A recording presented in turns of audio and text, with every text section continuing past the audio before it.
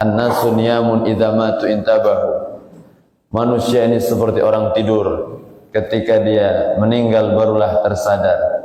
Maka kita penting untuk menyadarkan diri dan kita saling mengingatkan agar kita tersadar saat kita masih ada di dunia. Ad-dunya darul amal wal akhirah darul jaza. Dunia ini tempat beramal, akhirat tempat kita memetik segalanya. Begitulah kehidupan yang singkat ini. Al-insan ya'ti bila syai'. Kita datang tanpa membawa apa-apa. Jangankan membawa baju, sehelai benang pun tidak kita bawa. Wa mi ajli kulli syai'.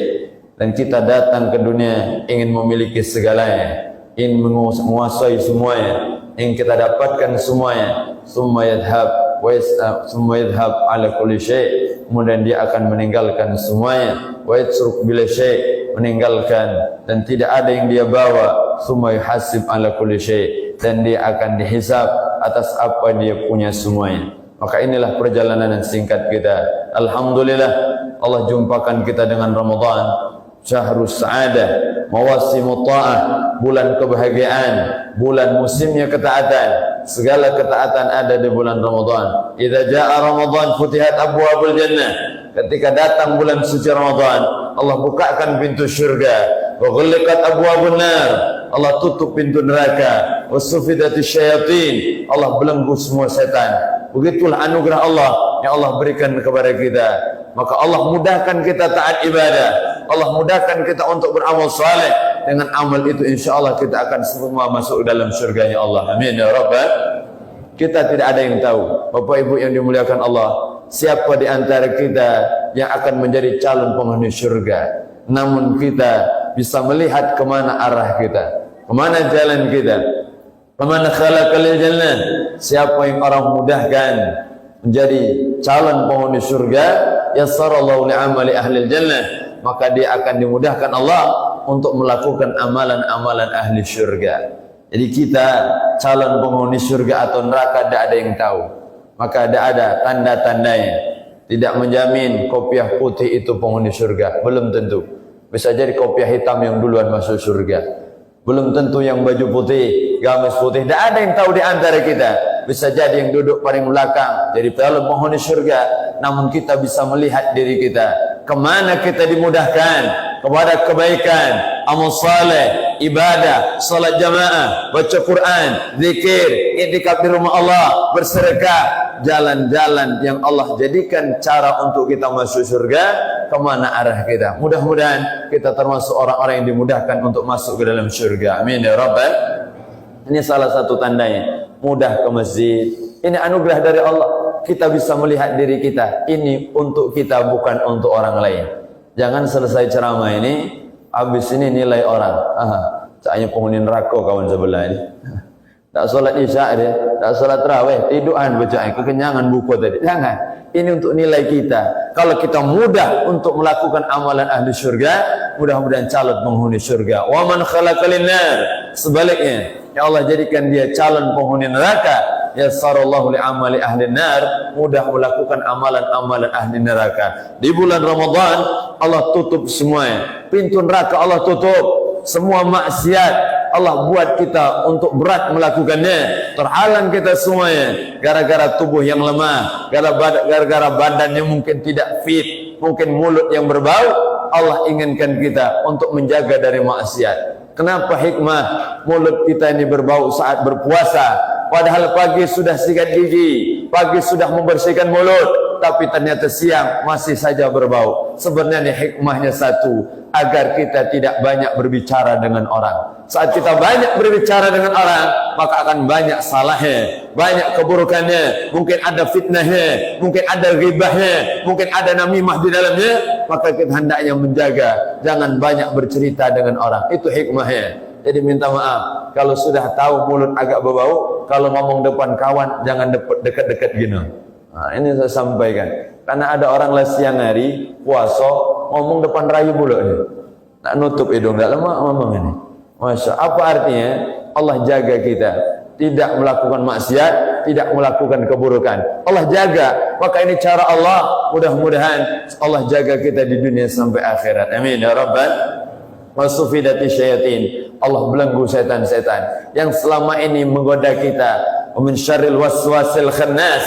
Ada namanya waswas khannas, setan yang selalu berbisik dalam hati kita. Ternyata di bulan Ramadan tidak ada lagi setan. Jadi jangan banyak menyalahkan setan. Setan sudah tiada, tapi kenapa kita masih malas? Itu pertanyaan besar.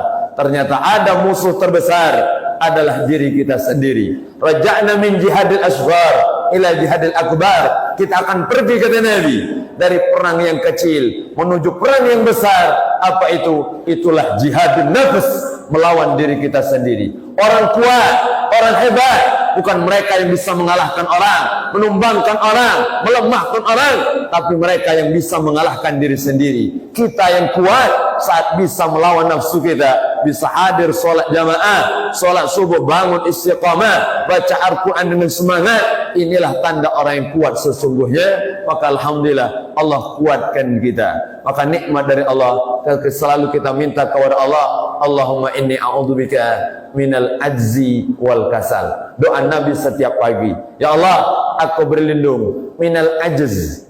Ada dalam bahasa Arab namanya ajz. Apa itu ajz? Ajz itu lemah tubuhnya, tapi ada keinginan di hatinya. Badannya lemah, tapi ada semangat di hati. Maka kita kadang lihat ada orang tubuhnya lemah, ada kita lihat orang separuh badannya tidak bisa bergerak, stroke bahasanya, sakit dia, tapi masih menyeret sebagian tubuhnya untuk datang ke rumah Allah Subhanahu wa ta'ala.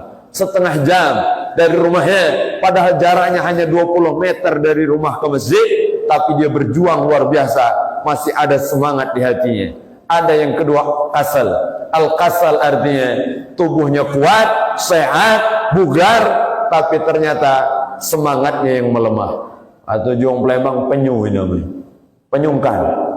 Kalau orang ada penyakit penyu, tidak kata obatnya, minta maaf. Datanglah ke dokter manapun, tidak ada obat. Dok, saya ini ngapulah sungkan ngawikin ini, sunkan sholat, kata obatnya, nyebur sungai Musi, itulah musuhnya.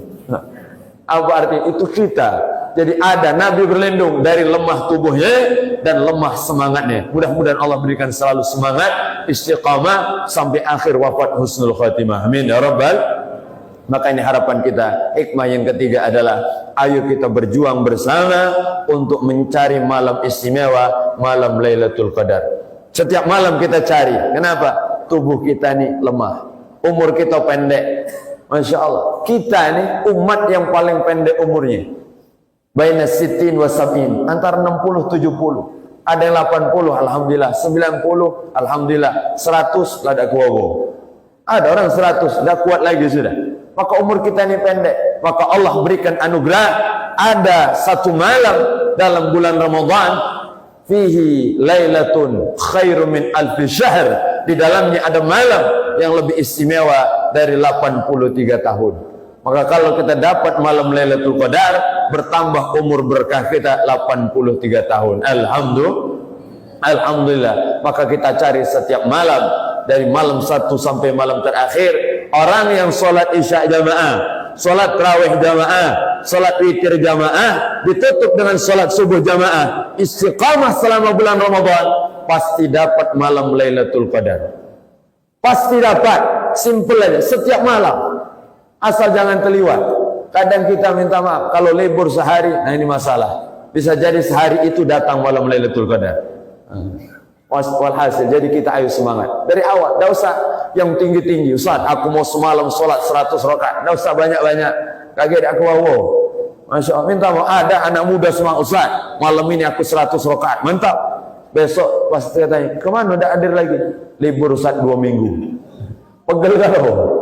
Masya Allah, alhamdulillah. Maka ini kita cukup istiqomah sampai akhir, insya Allah dapat kemuliaan malam Lailatul Qadar. Mudah-mudahan Allah berikan semangat, istiqomah, berkah dunia akhirat. Mudah-mudahan Allah berikan kebaikan dunia sampai akhirat untuk kita semuanya. Amin ya rabbal alamin. Mungkin ini nasihat untuk saya pribadi, mudah-mudahan manfaat untuk kita semua. Minta maaf segala kekurangan, terima kasih segala perhatian. Assalamualaikum warahmatullahi wabarakatuh.